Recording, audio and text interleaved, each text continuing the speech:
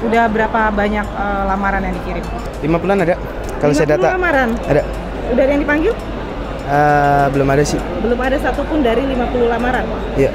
Nah kalau misalnya udah sampai tahap interview, terus tiba-tiba nggak dipanggil lagi itu gara-gara apa biasanya? Kita tanya apa ke si calon karyawannya ini, jawabnya nggak sesuai gitu. Jadi satu kata nih buat Gen Z yang lagi cari kerja apa nih Pak? Langsung aja. Yang pertama sabar. Sabar dan jangan pernah berhenti berjuang. Gen Z itu harus tangguh. Tidak semuanya bisa didapatkan secara instan. Semuanya berproses. Gitu. Banyak yang bilang anak muda zaman sekarang itu nggak mau capek, pemalas, dan lemah. Tapi data berkata lain. Mereka punya skill, punya ijazah, dan punya semangat. Tapi kenapa mereka masih menganggur? Faktanya jumlah angkatan kerja tumbuh tidak secepat kesempatan kerja.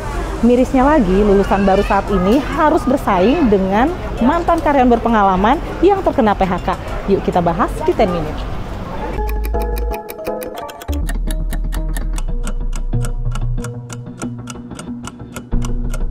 Kita genjot terus ekonomi kreatif dan juga UMKM.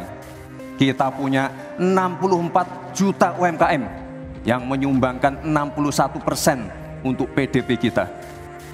Jika 4 langkah tadi bisa kita penuhi, insya Allah akan terbuka 19 juta lapangan pekerjaan.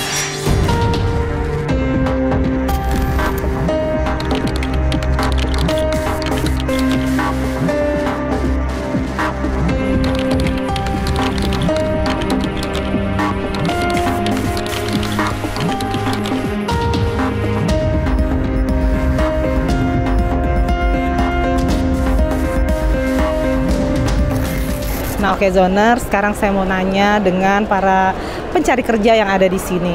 Halo selamat siang, dengan Mas siapa nih? Nama Muhammad Pandu. Muhammad Pandu? Iya. Mas udah berapa lama nih nganggur? Baru 2 bulanan sih, kemarin habis kontrak. Oke, sebelumnya kerja di mana? Sebelumnya di PT Astra Honda Motor, AHM. Oh nggak diperpanjang kontraknya? Iya, nggak diperpanjang.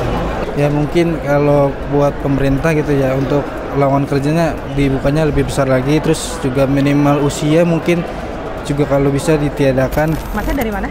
Saya dari Jakarta Timur. Dari Jakarta Timur. Ini nyari kerja pertama kali atau sebelumnya udah pernah kerja? Sebelumnya ini baru pertama kali. Baru lulus? Iya. Lulus tahun berapa? 2005, tahun ini. Oke, jurusannya? Teknik kendaraan ringan. Oke, udah berapa lama nih nyari kerja? 3 bulan. Udah 3 bulan belum dapat? Belum. Oke. Udah berapa banyak lamaran yang dikirim? 50-an ada. Kalau saya data lamaran? Ada. Udah ada yang dipanggil? Belum ada sih. Belum ada satupun dari 50 lamaran? Iya. Halo kakak, boleh nanya-nanya bentar? Boleh. Oke, kakaknya namanya siapa? Aku Siva. Kamu? Anita. Udah berapa banyak lamaran yang dikirim? Aku udah cukup lumayan banyak ya dari online gitu. Aku kurang ngitungin juga sih, tapi setiap hari aku pasti akan terus melamar di berbagai macam bidang yang aku pengen. Kamu gimana? Sama udah banyak juga. Udah banyak. Udah ada yang dipanggil belum? Udah sampai tahap interview, psikotes, tapi belum ada panggilan. Belum ada panggilan lagi.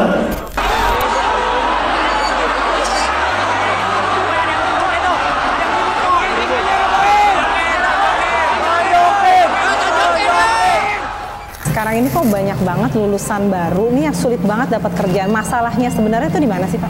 Ya, jadi memang masalah dari sisi pembukaan lapangan kerja dan dari sisi SDM-nya. Nah, jadi pembukaan lapangan kerja cenderungnya lebih sedikit ya, karena memang tadi iklim investasi dan sebagainya. Sementara yang masuk, kalaupun ada investasi masuk, SDM-nya nggak siap. Nah, perusahaan itu kan dia mau mempekerjakan orang yang langsung bisa kerja, nggak ada lagi dilatih, ada apa dan sebagainya. Itu take time dan makan waktu yang relatif akan mempengaruhi produktivitas. Nah ini kan sempat rame nih Pak, janji 19 juta lapangan kerja. Nah apa langkah paling realistis bagi pemerintah nih agar janji 19 juta lapangan pekerjaan ini bisa benar-benar terasa sampai ke masyarakat? Ya memang janji itu menurut saya juga harus ditepati ya, tapi paling tidak harus ada upaya-upaya. Nah salah satunya kan tadi membuka lapangan kerja. Yang kedua juga bagaimana mengalokasikan government spending APBN yang 3.700 triliun ini. Nah, ini kan bagaimana untuk dibelanjakan untuk menstimulus lapangan kerja.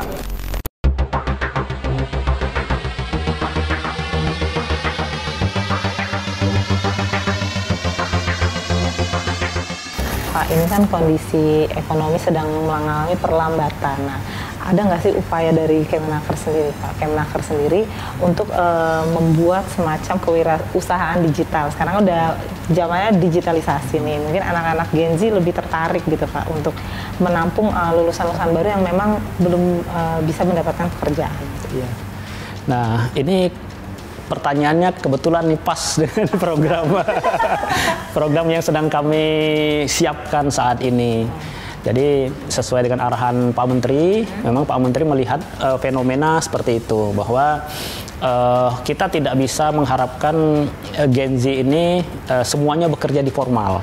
Nah, kita harus memfasilitasi juga mereka bekerja di sektor ekonomi digital, ekonomi kreatif, dan sebagainya. Nah, jadi kami sedang menyiapkan program, itu pilot project di 2 tempat, yaitu Talent and Innovation Hub.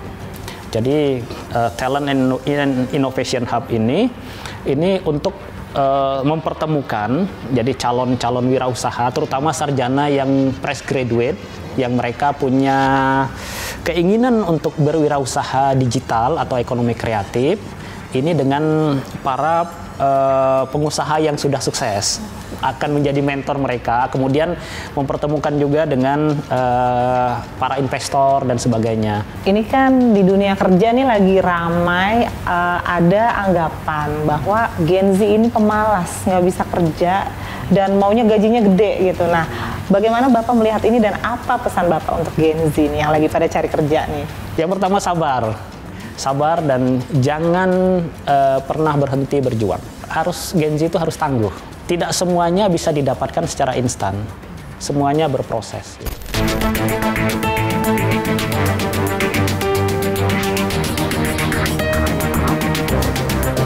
Sebenarnya apa tantangan terbesar bagi Gen Z sendiri untuk masuk ke dalam dunia kerja untuk kondisi saat ini?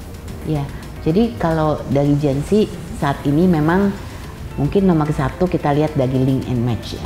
Jadi memang apa yang keluar dari industri, keluar dari pendidikan tidak bisa terabsorb dari industri. Berarti ada mismatch gitu, mismatch dari segi talenta, skills yang dibutuhkan oleh industri. Nah, untuk ke depan langkah konkret apa nih yang dilakukan oleh Apindo sendiri untuk membuka peluang-peluang kerja bagi para generasi muda? Iya, jadi pertama, kami jelas bekerja sama dengan pendidikan-pendidikan tinggi ya. Jadi di sini yang tadi saya katakan, industri harus selalu membuka ruang kerjasama ini untuk bisa melihat sebenarnya kita butuhnya seperti apa sih. Sekarang kalau namanya pekerjaan itu tidak hanya soal knowledge, soal skills, tapi kita juga lihat soal yang namanya karakter buildingnya, attitude-nya. Kita udah nggak ngelihat lagi hanya skill specific sih, tapi apa added value yang mereka bisa berikan gitu.